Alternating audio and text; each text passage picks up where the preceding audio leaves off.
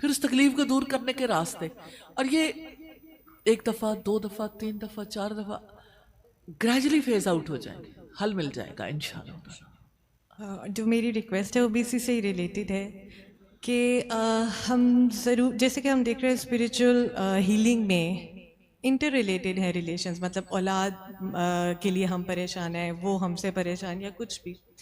تو میں ضرور ہم سب ضرور جاننا چاہیں گے ان روٹس کے بارے میں جنہوں نے اتنے خوشبودار پھل جن کی وجہ سے آئے. اور یعنی کہ میں چاہوں گی کہ آپ، جیسے میں بھی اپنے بچوں کو کچھ سکھانے لگتی تو میں سوچتی ہوں کہ ہمارے پیرنٹس نے عادت کیسے ڈالی تھی ہمیں.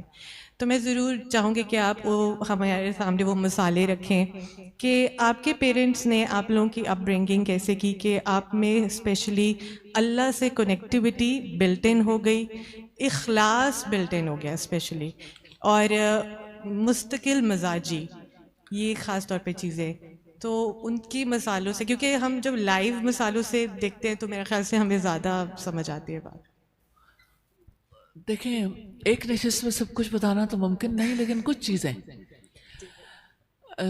مثال کے طور پر مجھے کسی نے سوال کیا کہ آپ کے والدین نے آپ کو ذکر کب سکھایا تھا؟ تو میں نے کہا مجھے یہ تو نہیں پتا میری کیا ایج تھی، لیکن مجھے یہ پتا ہے کہ میرے والد اپنے ہاتھوں پہ یوں ہمیں اٹھا کے تو ایسے گھماتے ہوئے سبحان اللہ و بحمدہ سبحان اللہ العظیم پڑھا کرتے تھے.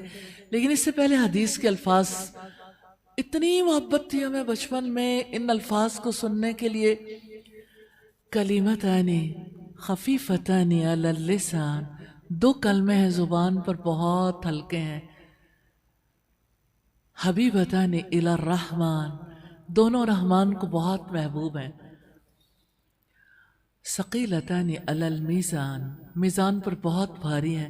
سبحان اللہ و بحمدہ سبحان اللہ العظیم.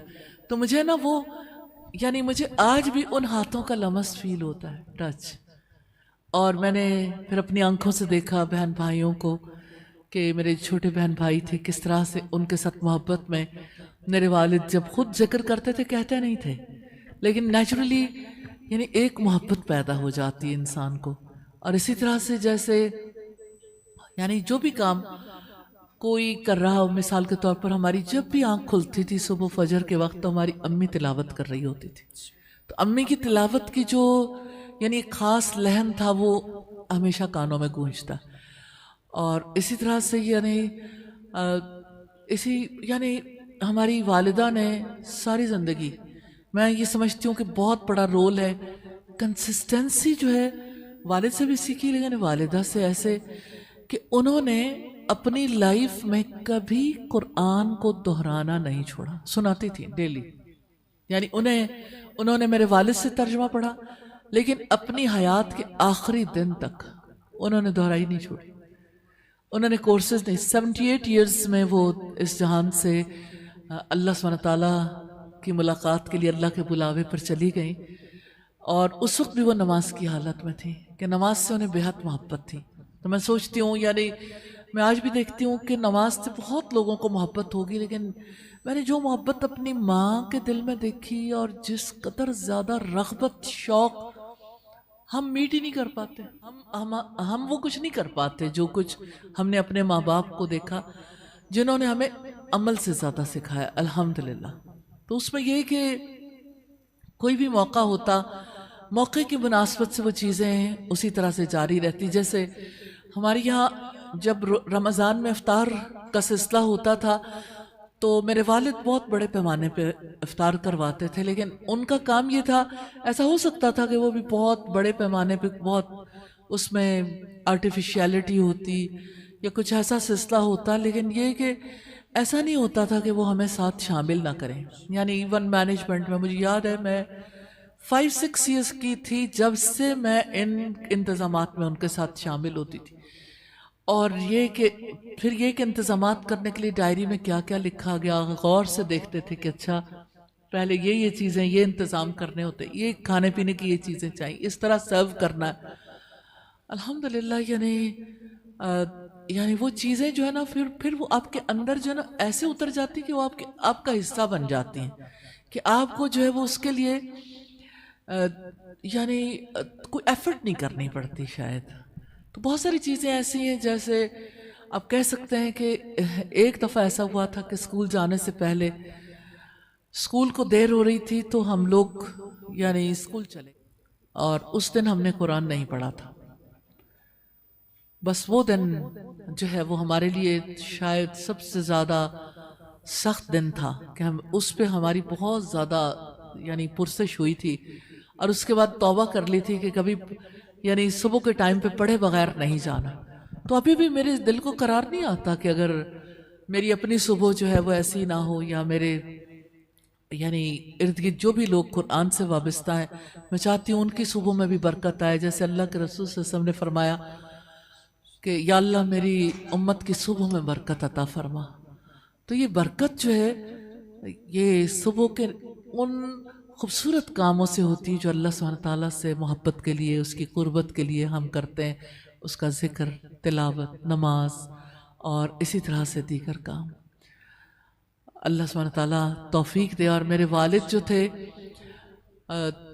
سب سے پہلے میری والدہ کو پڑھاتے تھے تہجد کے ٹائم پہ، پھر فجر کے بعد میں اور میری بہن پڑھتے تھے اور پھر اس کے بعد دیگر بہن بھائی بھی. لیکن اس کے بعد ابا جی کی اور سٹوڈنٹ ہوتے تھے جن کو وہ ضرور پڑھاتے تھے. یعنی وہ اپنے کام سے پہلے بیفور بریک فاسٹ وہ یہ کام کر چکے ہوتے تھے. آج میں دیکھتی ہوں کہ انسان آہستہ آہستہ کیسے ڈھل جاتا ہے کہ میری بھی آج وہی روٹین ہے کہ میں بھی یعنی مارننگ میں جب تک کلاس نہیں لے لیتی باقی کاموں کے ساتھ تو اس وقت تک مجھے لگتا ہے کہ میرے دن کا آغاز ہی نہیں ہوا. الحمدللہ. تو سیکھنے سکھانے کے لیے سب سے پہلے پیرنٹس کو خود یعنی اس راستے پہ چلنا پڑتا ہے. آپ چلو گے اللہ سبحانہ تعالیٰ برکت دے گا، اولاد بھی چلے گی انشاءاللہ. اور کبھی یہ نہیں سوچنا چاہیے کہ اب دیر ہو گئی اب ان کا کیا ہوگا. ہدایت اللہ کے پاس ہے. سجدوں میں ہدایت کی دعا کریں نام لے کے اور انتظار میں جتنا رہیں گے صبر کا اجر ملے گا. اور ہدایت تو اللہ تعالیٰ نے طے کر رکھا نا کس وقت کسی دل کے اندر یہ بات جائے گی. اللہ تعالیٰ کی رحمت سے انشاءاللہ. السلام علیکم ورحمۃ اللہ وبرکاتہ. اساتذہ میرے سوال کے دو پہلو ہیں اور مجھے پوری امید ہے تقریباً آدھا جواب مجھے ابھی مل گیا ڈسکشن میں، لیکن سوال یوں تھا میرا کہ ہم مکمل طور پر یا کہہ لیجئے 80-90% مٹیریلسٹ معاشرے میں زندہ ہیں. خاص طور پہ ہم اربن سٹیز، بڑے شہر اور پوش ایریاز اور یہ سب ہم پراپر مٹیریلسٹ لائف کو ایکسپیرینس کر رہے ہیں. اسی طرح پھر ہماری اولاد انہی اسکولوں کالجوں میں پڑھ رہی ہے جو ہالووین بھی مناتے ہیں، جو ہر طرح کا وہ سیلیبریٹ کرتے ہیں جو انگریز کر سکتے ہیں. ظاہر ہے ہم نے تو اپنے بچپن میں ایسی کوئی چیز سیلیبریٹ نہیں کی ہوئی ہے، ہمیں بہت دکھ ہوتا ہے، لیکن ہم نے خود اپنے ہاتھوں سے انہیں اسکولوں میں ڈالا. اب ہم اس ایج میں چاہ رہے ہیں، میرا بیٹا 23 ایئرس کا ہے ماشاءاللہ، ہم چاہ رہے ہیں کہ جی بچے اب اسپریچول کی طرف آ جائیں.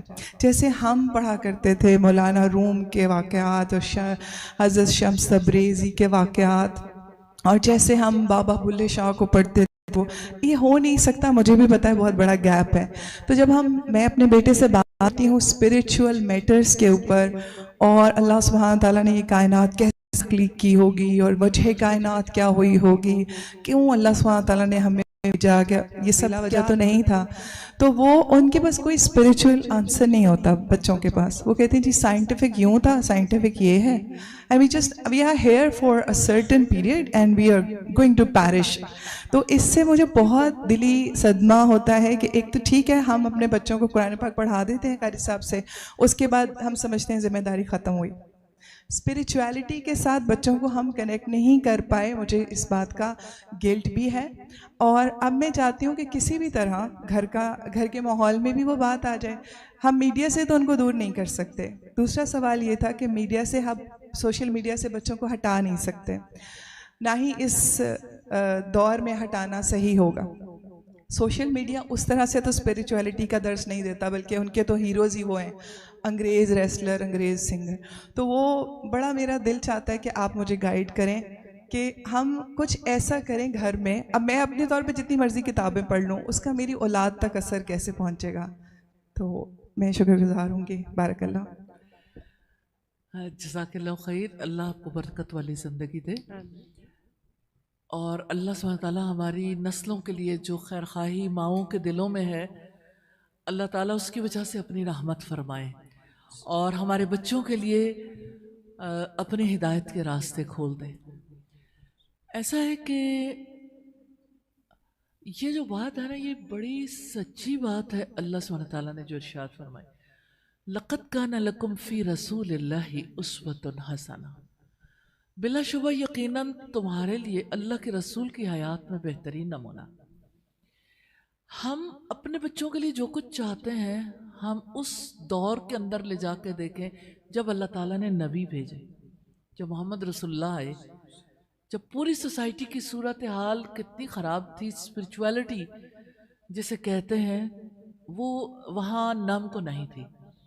انسان کا ایزیلی گلا کاٹ لیتا تھا، انسانوں کے دلوں میں انسانوں کے لیے رحم نہیں تھا. پھر آپ دیکھیں کہ زنا عام تھا، شراب عام، پھر اسی طرح یعنی جو بھی برائیاں بڑے سے بڑے گناہ ہو سکتے ہیں اس پر کسی کو پشیمانی بھی نہیں ہوتی تھی. چوری، ڈاکہ اور انسانوں کو غلام بنانا، یعنی آج کے دور میں ان میں سے بہت ساری چیزیں نہیں ہیں. مثال کے طور پر اس طرح انسانوں کو غلام نہیں بنا رہے.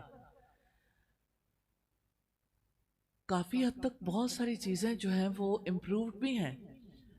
ایون دین ہم قیامت کے قریب تک کی جنریشنز کو دیکھیں، اللہ تعالیٰ جانتا ہے وہ کون سی نسل ہوگی. اس کے لیے بھی اللہ سبحانہ تعالیٰ نے محمد رسول اللہ کو اور ان کے دور کو نمونہ بنایا. اس لیے ہمیں دیکھنا ہوگا کہ رسول اللہ نے اپنے دور کے نوجوانوں کو کیسے سکھایا تھا. اور مجھے اس سے بہت زیادہ ہمیشہ دلچسپی رہی ہے. کیا آپ امیجن کریں گے کہ انبیاء کے جتنے فالوورز تھے ان میں موسٹلی ٹین ایجرز تھے، اس کے بعد 20s میں، کم 30s میں، اکا دکا 40s میں، اور اس سے اوپر تو آلموسٹ ہے ہی نہیں. اس کا مطلب یہ کہ انبیاء کا بیسک کام ٹین ایجر یوتھ پہ تھا. اور یہ صرف نبی صلی اللہ علیہ وسلم نہیں، باقی انبیاء، حضرت عیسیٰ کو دیکھیں، حضرت موسیٰ کو دیکھیں. اچھا، یوتھ نے اس دور میں، دور تو اس خراب تھا نا، لیکن اس دور میں یوتھ کیسے اٹریکٹ ہوئی؟ لاجک سے.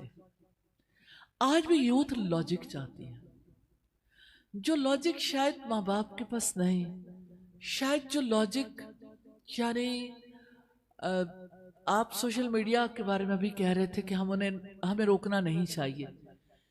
ہم انہیں کیسے روکیں گے اگر ہمارے پاس لاجک نہیں ہوگی؟ نیچرلی سوشل میڈیا میں ہر چیز بری نہیں ہوتی، بہت ساری اچھی چیزیں بھی ہوتی ہیں، لیکن اچھی سے زیادہ بہت ساری چیزیں کیپچر ہوتی رہتی ہیں اور یعنی اثرات تو اس کے مرتب ہوتے ہیں، نہ بھی چاہیں تب بھی بہت کچھ دکھ جاتا ہے.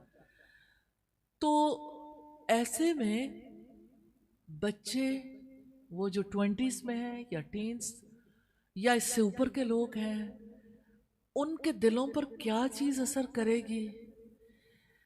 یقین رکھیے اس بات پہ، اللہ کے رسول کی کوئی بات جھوٹی نہیں تھی، سچی بات. رسول اللہ نے فرمایا دل اللہ کی دو کریم انگلیوں کے درمیان ہے، انہیں جیسے چاہتا ہے گھماتا رہتا ہے. تو آپ جب کبھی اپنے بیٹے کو دیکھیں، آپ جب کبھی اپنی جنریشنز کو دیکھیں، آپ اس کو پریکٹیکلی دو انگلیوں کے درمیان دیکھیں. پھر آپ دعا کریں، یا مقلب القلوب، اے دلوں کو پلٹنے والے، ثبت قلوبنا علی دینک، کہ ہمارے دلوں کو اپنے دین پر ثابت قدم رکھنا. اور جیسے رسول اللہ کی دعا تھی نا کہ یا مصرف القلوب صرف قلبی علی طاعتک، کہ اے دلوں کو پھیرنے والے میرے دل کو اپنی اطاعت کی طرف پھیر. اس بات پر یقین رکھیے ہدایت کسی کے ہاتھ میں نہیں، نبی کے ہاتھ میں بھی نہیں تھی. رسول اللہ اپنے چچا کے پاس بیٹھے تھے اور آپ صلی اللہ علیہ وسلم انہیں بار بار کہہ رہے تھے ایک بار کلمہ پڑھ لے، میں آپ کی سفارش کر دوں گا. تو چچا چاہتے تھے کہ میں کہہ دوں، لیکن ارد گرد جو بڑے سردار بیٹھے تھے وہ کہنے لگے اپنے آبا و اجداد کا دین چھوڑو گے. تو وہ وفات کے وقت یہ کہہ کہ فوت ہو گئے علی دین عبد المطلب، کہ میں عبد المطلب کے دین پہ جا رہا ہوں. کیونکہ وہ یہ نہیں چاہتے تھے کہ کوئی مجھے برے لفظوں میں یاد کرے. اور اس وقت تک لوگ ظاہر ہے کہ جو دین اس دور کا تھا اس کو ہی اچھا سمجھتے تھے. اس پر اللہ سبحانہ تعالیٰ نے یہ آیات نازل کی تھی اِنَّكَ لَا تَهْدِي مَنْ أَحْبَبْتَ, تم اس کو ہدایت نہیں دے سکتے جسے, وَلَكِنَّ اللَّهَ يَهْدِي مَن يَشَاءُ, لیکن اللہ جسے چاہتا ہے ہدایت دیتا ہے. تو ہدایت کے بارے میں یہ یقین رکھیں اللہ تعالیٰ کے ہاتھ. اللہ تعالیٰ جب دل بدلنا چاہے اتنی سی دیر کہ ایک لمحہ لگے گا اور دل بدل جائیں گے. ہاں اپنی جنریشنز کو کیسے سمجھائیں, کیا سمجھائیں. امام مالک نے یہ کہا تھا اس امت کے آخری حصے کی اصلاح بھی اسی طرح ہوگی جیسے پہلے حصے کی اصلاح ہوئی تھی, اور پہلے حصے کی اصلاح قرآن سے ہوئی تھی. قرآن بدلے گا, تبدیلی قرآن سے آئے گی. لاجیکل بہترین کتاب, دل پکڑ لینے والی کتاب ہے. اب دیکھیں ہم ایک ایک آیت پہ واقعات دیکھتے ہیں نا کہ کس طرح لوگوں کے دل پکڑے گئے تھے. اب سوچیں, آپ سوچ سکتے ہیں ابو جہل رسول اللہ کا اتنا بڑا دشمن تھا, اخنس بن شریک, ابو سفیان, جب لاک ڈاؤن میں تھے نا رسول اللہ اور آپ کے ساتھی 3 years چھپ کے قرآن سننے جاتے تھے. قرآن میں اثر ایسا ہے, لاجک ایسی ہے, جواب ایسا ملتا ہے. قرآن ہی بدلے گا. اس لیے یہ دعا کریں یا اللہ اس قرآن کے لیے ہمارے بچوں کے دل کھول دے, ہمارے اور ہمارے بچوں کے دل کھول دے. انشاءاللہ قرآن بک آف چینج ہے, چینج لے آئے گا انشاءاللہ, انشاءاللہ. اور آپ ہم ایسی مجلسوں کے لیے دعا کرتے ہیں بچوں کے لیے بھی جن کی وجہ سے ان کے لیے قرآن سیکھنا ممکن ہو جائے. اور میں چاہتی ہوں کہ اللہ تعالیٰ ایسا کو موقع پیدا کرے جہاں بچے ڈیبیٹ کر سکیں. یعنی ایک ہے درس کی فارم میں سننا, ایک ہے ویسے سننا جیسے رسول اللہ پڑھاتے تھے. تو میرا بہت جی چاہتا ہے کہ کبھی اس ترتیب کے ساتھ قرآن پڑھیں جس ترتیب کے ساتھ اترا تھا, اس ترتیب کے ساتھ لوگ پڑھیں اور کوشچن آنسرز کے تھرو سیکھیں. یعنی کچھ پوچھنا چاہیں, کچھ بتانا چاہیں. قرآن مبہوت کر دیتا ہے, دل بدل دیتا ہے. دعا یہ کیجئے کہ اللہ تعالیٰ ان کو قرآن کا علم نصیب کرے. جی جزاک اللہ خیر. السلام علیکم ورحمۃ اللہ وبرکاتہ. وعلیکم السلام. میری جی 2 سوال ہیں آپ سے اساتذہ جی. ایک تو یہ کہ میں سمجھتی ہوں کہ میں خود ابھی اسپریچول ہیلنگ کی پروسیس میں ہوں.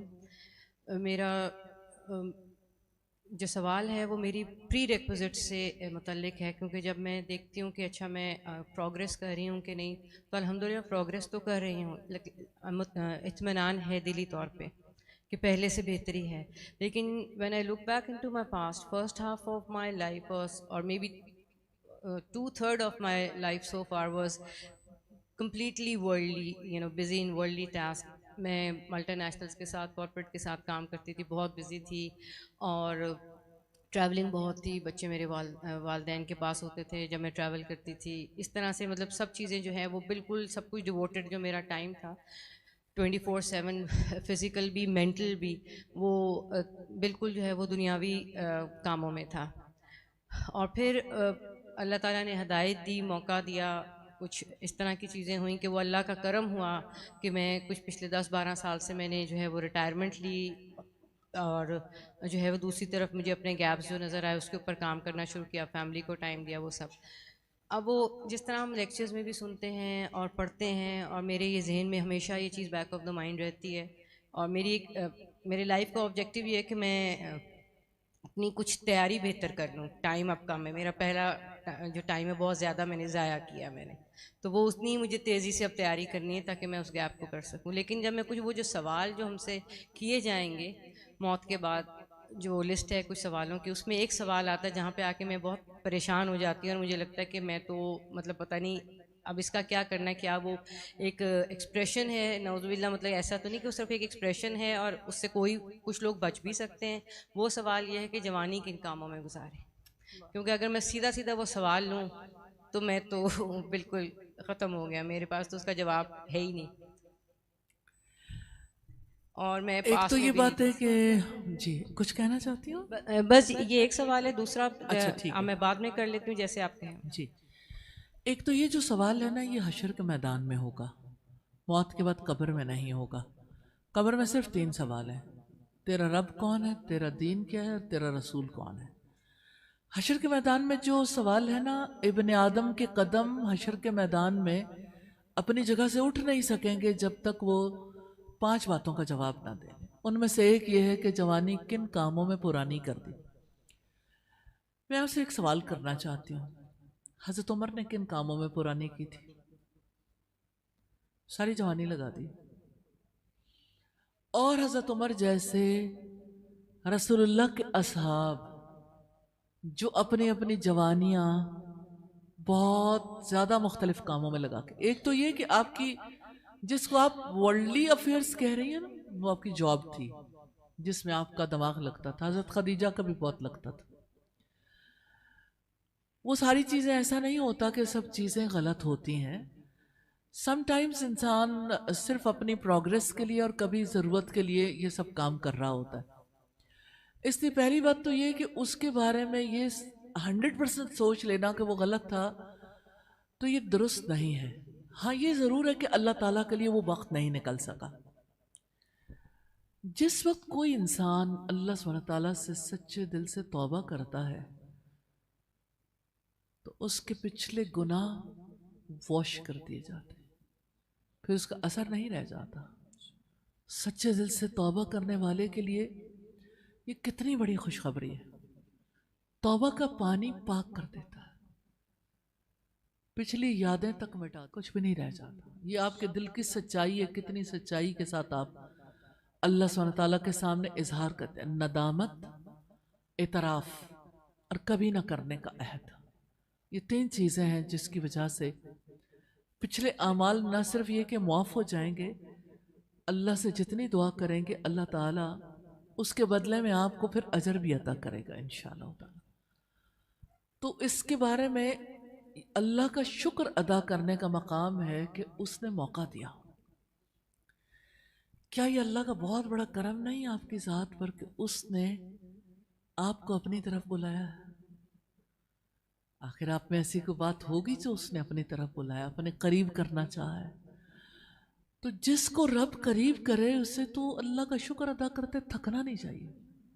یعنی دن رات صبح و شام اللہ کا اس بات پہ شکر ادا کرے کہ یا اللہ تو نے مجھے ہدایت کا راستہ دکھا دیا، تیرا شکر ہے کہ تو نے مجھے ہدایت کا راستہ دکھایا۔ رسول اللہ دعا کرتے تھے لولا اللہ ما اہتدینا، اگر اللہ تعالیٰ نہ ہوتا تو ہم ہدایت نہ پاتے۔ ولا سمنا ولا صلینا، نہ ہم روزے رکھتے، نہ ہم نمازیں پڑھتے، نہ ہم صدقہ کرتے، نہ اس طرف جا سکتے۔ تو اللہ تعالیٰ ہے نا جس نے موقع دیا، اور الحمدللہ جس کو رب نے اپنی طرف بلایا، موقع دیا، میں اسے مبارکباد دینا چاہتی ہوں کہ یہ تو خوشی کی بات ہے۔ شکر، مقام شکر ہے۔ استغفار کر کے صلاۃ توبہ پڑھ لیں، 2 رکعت نماز پڑھیں۔ اور توبہ تو رسول اللہ صلی اللہ علیہ وسلم کی عادت دیکھیے، ایک مجلس میں بیٹھتے تھے، صحابہ کرام کہتے ہیں some times 70 Times, some times 100 Times آپ استغفار کرتے تھے۔ صبح 100 دفعہ کرتے تھے، شام کو 100 دفعہ کرتے تھے، اور اسی طرح سید الاستغفار۔ یہ تو اللہ تعالیٰ کو پسند بہت ہے نا بندے کا لوٹنا۔ نبی صلی اللہ علیہ وسلم نے فرمایا بہترین خطا کار وہ ہیں جو توبہ کرنے والے۔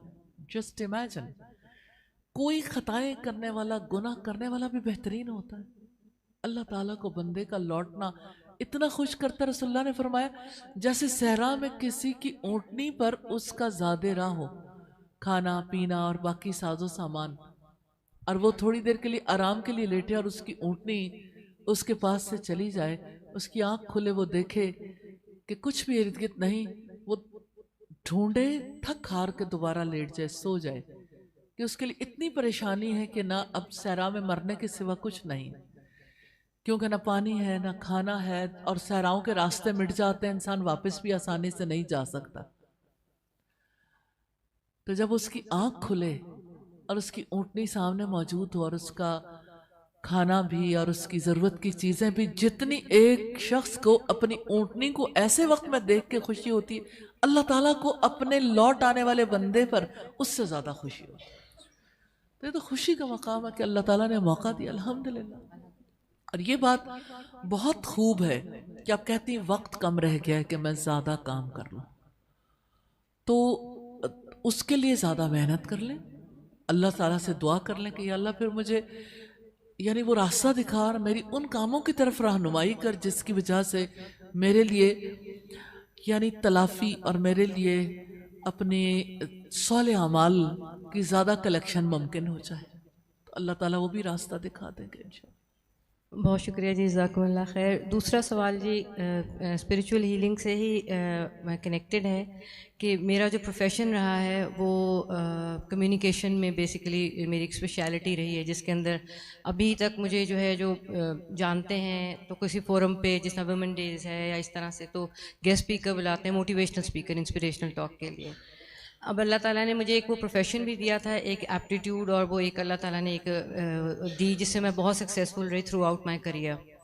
لیکن میں نے وہ ٹائم جو میرا سکسیز کا تھا وہ جو میری کوالٹی اور ایٹریبیوٹ تھا، میری جو کمپیٹنس تھی، وہ میں نے کمپلیٹلی اپنے کریئر کو اچھا کرنے کے لیے اس پہ اسپینڈ کی، میں نے وہ اللہ کے لیے نہیں اسپینڈ کی۔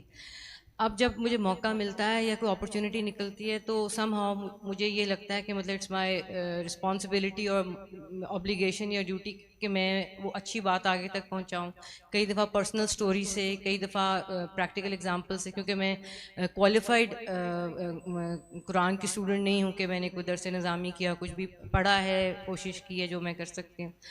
تو لیکن میں نے ایک دفعہ یہ چیز میرے علم میں آئی کہ ایسے اسکالرس، کیونکہ میں پرفیکٹ نہیں ہوں ابھی، that's what I think, that's what I feel کہ ابھی بھی میرے میں بہت سے گیپس ہیں، اسٹرگل جاری ہے، کہ ایسے اسکالرس جو کہ پریچ کرتے ہیں لیکن اس کو پریکٹس نہیں کرتے، ان کے ہونٹ کٹے ہوئے ہوں گے یا ان کے ہونٹ کاٹ دیے جائیں گے، اس طرح سے کچھ گزرا۔ اچھا وہ مجھے تھوڑا سا ایک پریشانی اور ڈر لگا کہ میں تو کوالیفائی نہیں کرتے، ایم ناٹ اے اسکالر، تو میں یہ آگے بات جس طرح سے مجھے کرنی چاہیے کسی فورم پہ نہیں، یا اس کو ایز اے لیکچر یا ایز اے ٹاک مجھے ایسے ٹاپک کو ٹچ کرنا ہے کہ نہیں۔ اور اسپیشلی پھر مجھے یہ بھی ہوتا ہے کہ میں دوسری طرف جب میں قرآن پڑھتی ہوں تو میں کہتی ہوں یہ امر بالمعروف نہیں ہے منکر، پھر میں یہ دیکھتی ہوں کہ کہیں ڈیپ ڈاؤن، کیونکہ پھر میرا نفس ہو سکتا ہے، میرا نفس اندر ہے، کیونکہ میں بہت سکسیزفل تھی ایز اے اسپیکر، اور میں کہتی تھی دینا تو آڈینس کہتی تھی دینا، میں کہتی تھی رات ہے تو رات ہے، تو وہ ایک آپ کو ایک نشہ بھی ہوتا ہے، ایک ٹیسٹ ہوتا ہے آپ کو سکسیس کا، گلیمر کا، جس طرح انڈسٹری کا، تو کہیں وہی چیز میرے اندر ابھی بھی ہو اور وہ مجھے اکساتی ہو کہ دیکھو تمہیں اپریسیشن ملے گی، اپلاز ملے گا، you will be known and famous again, تو کیا میرا وہ پیورٹی ہے میرے اس کے اندر کہ میں ایک اسپریچول ہیلنگ کے لیے دوسروں کو سپورٹ کر رہی ہوں، یا میرا آبجیکٹیو کہیں ڈیپ ڈاؤن کچھ اور ہے اور وہ اس میں اخلاص نہیں ہے جیسا ہونا چاہیے، اور میں اس میں مجھے سمجھ نہیں آتی کہ کہیں یہ شیطان کا وسوسہ ہے کہ میں اچھے کام کی طرف نہ چلی جاؤں، کیونکہ میں چاہتی ہوں لیگیسی میری ہو، صدقہ جاریہ ہو، جو میں نے دنیاوی چیزیں سکھائی ہیں لوگوں نے ان سے بہت فائدہ، بہت کریئرز میں فائدہ اٹھایا ہے، تو میرے بعد یہ میرا کام چلے، اور میں اسپیشلی میں لیڈیز کو ایڈریس کرتی ہوں، یوتھ کو، تو میں یہ کوشش کرتی ہوں کہ جو میں نے غلطیوں سے سیکھا وہ پہلے سیکھ لیں، کیونکہ مجھے شاید کوئی بتانے والا اس وقت نہیں تھا یا میں نے سنا ہی نہیں میں بھی، تو وہ پلیز گائیڈ کریں کہ کس حد تک مجھے ایسے ایز اے پروفیشن یا ایز اے پیشن اس کو کس طرح سے مجھے ڈسٹنگوش کرنا چاہیے اور اس طرح سے اس کام میں آنا بھی چاہیے یا نہیں۔ جزاک اللہ خیر۔ جی، کمیونیکیشن مینس ابلاغ۔ رسول اللہ صلی اللہ علیہ وسلم نے فرمایا بلغوا انی ولو آیا، مجھ سے پہنچا دو اگرچہ ایک آیت ہی کیوں نہ ہو۔ آپ جن سے کہہ رہے تھے وہ سب اسکالرز نہیں تھے، نمبر ایک۔ اچھی بات پہنچانا صدقہ ہے اور وہ کوئی بھی پہنچا سکتا ہے، لیکن اس بات کا لحاظ رکھنا ضروری ہے کہ اس میں کوئی کمی بیشی نہ ہو، نمبر ایک۔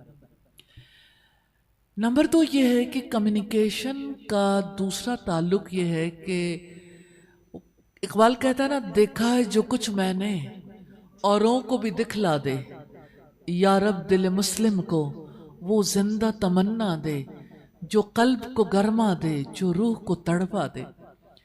اپنی جنریشنز کے لیے کام کریں۔ آپ کی ایک بات کسی کے دل پہ لگ سکتی ہے، لیکن اگر آپ ایسے 100، 1000 یا 1,00,000 لوگوں کو تیار کر لیں جو اچھی کمیونیکیشن کر لیں، کمیونیکیشن سکھائیں، اور ان لوگوں کو سکھائیں جو دین کی دعوت دینا چاہتے ہیں، کہ آپ کو کمیونیکیشن کس طرح سے کرنی چاہیے, بات کیسے پہنچانی ہے. ایک راستہ یہ ہو سکتا ہے. تیسری بات, سم ٹائمز ایسا ہوتا ہے کہ آپ یعنی یہ کام بھی سکھا رہے ہوتے, لیکن دنیا میں ایسی اسلامک آرگنائزیشنز ہیں جن کو نیٹ ورکنگ کرنے کی ضرورت ہے, پبلک سے, ڈفرینٹ سیگمنٹ سے, اور جن کو انٹرنیشنلی بہت ساری جگہوں پہ کمیونیکیٹ کرنے کی ضرورت ہوتی ہے. اب ایک بڑے پیمانے پہ اس کام کو بھی کر سکتے ہیں, یعنی جو آپ نے کام کیا ہے اس کو کئی اینگل سے آپ اللہ تعالیٰ کے فضل و کرم سے کر سکتے ہیں. اور پھر چوتھی بات کہ جو آپ چاہتے ہیں کہ اللہ تعالیٰ نے آپ کو بات کرنے کی جو صلاحیت دی ہے, تو زیادہ وقت نہیں لگے گا. 1 سال کے لیے آپ 15 اگست سے آپ قرآن سیکھنا شروع کر لیں. 1 ایئر میں آپ سیکھیں تو سکھائیں پھر الحمدللہ. تو اس کے لیے بھی ہو سکتا ہے, لیکن میں یہ سمجھتی ہوں کہ زیادہ بڑے سکوپ پہ آپ کام کر سکتے ہیں کہ انٹرنیشنل فورمز پہ کسی اسلامک آرگنائزیشن کے ساتھ آپ ورک کریں, جہاں پہ یعنی آپ جو یعنی ڈفرینٹ آرگنائزیشن کے ساتھ بھی انہیں کنیکٹ کریں, اور یہ ہے کہ پبلک سیکٹر میں بھی اور حکومتی سطح پر بھی اور حکومتوں کی سطح پر بھی وہ چیزیں پہنچا سکتی ہیں. اور یہ ہے کہ آپ اسے اسٹڈی کریں, کہاں کون کیا ورک کر رہا ہے, کون سی چیز ہے جو آپ کو اٹریکٹ کرتی ہے, اور کہاں پر کتنے بڑے پیمانے پہ آپ کردار ادا کر سکتی ہیں. مثال کے طور پر آپ پاکستان میں اور پاکستان سے باہر ان یعنی ایک بڑے کاز کے لیے, بڑے مشن کے لیے, اللہ کا پیغام پہنچانے کے لیے کتنی جگہوں پر انٹرنل ایکسٹرنل لنکیجز کی ضرورت ہوتی, جہاں ایک کمیونیکیشن آرٹ نہ آتا ہو تو یہ کام نہیں ہو سکتے. تو یہ کام آپ کر سکتے ہیں الحمدللہ اللہ تعالیٰ کے فضل و کرم سے. اس وقت دنیا کو کیریکٹر بلڈنگ پہ کریکلم چاہیے, دنیا کو ایسے طریقے چاہیے جس کی وجہ سے میں یہ کہتی ہوں کسی اور کو نہیں, پاکستان کے اندر خود کرائسس ہے,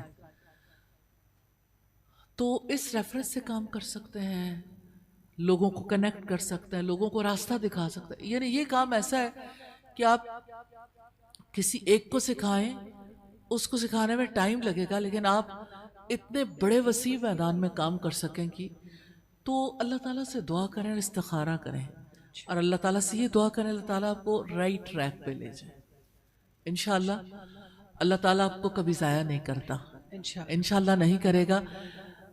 قرآن مجید میں آتا ان اللہ لا یضیع اجر المحسنین, بے شک اللہ تعالیٰ کبھی خالص لوگوں کا اجر ضائع نہیں کرتا, محسنوں کے اجر کو ضائع نہیں کرتا. اللہ سبحانہ تعالیٰ آپ کو اپنے لیے قبول کر لے, میری دعا ہے. استاذہ میں ایک میری والدہ نے مجھے ایک دعا دی تھی جی. کسی زمانے میں ہمیں لگتا تھا کہ ہم اچھا بول لیتے ہیں, تو وہ ایک ہی بات مجھے روز کہتی تھی. جب وہ استاذہ کی اسٹوڈنٹ تھیں, جب وہ قرآن پڑھ کے آتی تھیں تو وہ روز مجھے جب دیکھتی تھی کوئی بات کرتے تو کہتی تھی اللہ کرے تیرا بولنا اللہ واسطے استعمال میں آ جائے. تو مجھے سمجھ نہیں آتا تھا اللہ کے لیے بولنا کیا ہوتا. پھر میں اپنی امی سے پوچھتی تھی کہ امی آپ یہ بات کیوں کہتی ہیں, تو پھر وہ مجھے دعا کہتی تھی یا اللہ تیرا بولنا اللہ کے لیے استعمال میں آ جائے. تو ہم بھی آپ کے لیے دعا کرنا چاہتے ہیں کہ آپ کا جو بولنا ہے اور اچھا بولنا ہے وہ اللہ اپنے استعمال میں لے آئے.